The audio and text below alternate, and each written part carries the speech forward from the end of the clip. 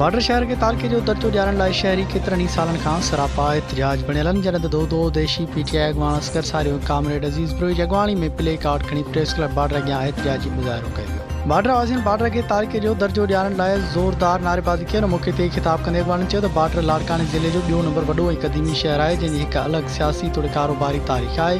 हिन शहर मां हमेशह पाकिस्तान पीपल्स पार्टी तोड़े ॿियूं सियासी पार्टियूं वोट वठी इक़्तिदार में अचण खां पोइ बॉर्डर सां माटेली माह वारो सलूक करे बॉर्डर खे नज़रअंदाज़ करे छॾियो आहे।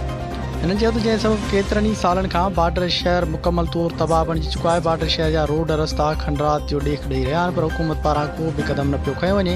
लाड़काने ज़िले जी वॾी आबादी रखंदड़ बॉर्डर शहर मां मुख़्तलिफ़ सियासी पार्टियुनि जा उम्मीदवार वॾी अक्सरियत सां कामयाब थींदा रहिया आहिनि, पर अफ़सोस आहे जो हिननि बॉर्डर जे माण्हुनि जो क़दुरु करण बजाए उन्हनि जे वोट खे नज़रअंदाज़ कयो आहे। हिन वधीक चयो त बॉर्डर मां चूंडियल मुख़्तलिफ़ सियासी पार्टियुनि जे अॻवाननि हिकु न पर काफ़ी दफ़ा वाइदा कया आहिनि त बॉर्डर खे तालके जो दर्जो ॾिनो वेंदो, जंहिं बावजूदि संदन वाइदा पूरा न थिया आहिनि। Pakistan Peoples party chairman Bilawal Bhutto Zardari Sindh जे वॾे वज़ीर सैयद मुराद अली शाह खां मुतालबो कयो आहे त बॉर्डर खे तालके जो दर्जो ॾेई लाड़काने ज़िले जे ॿिए नंबर वॾी आबादी रखंदड़ बॉर्डर शहर जे अवाम मां बेचैनी ख़तमु कई। वधीक ख़बरुनि ऐं अपडेट्स लाइ ॾिसंदा रहो सिंध न्यूज़ वेब TV।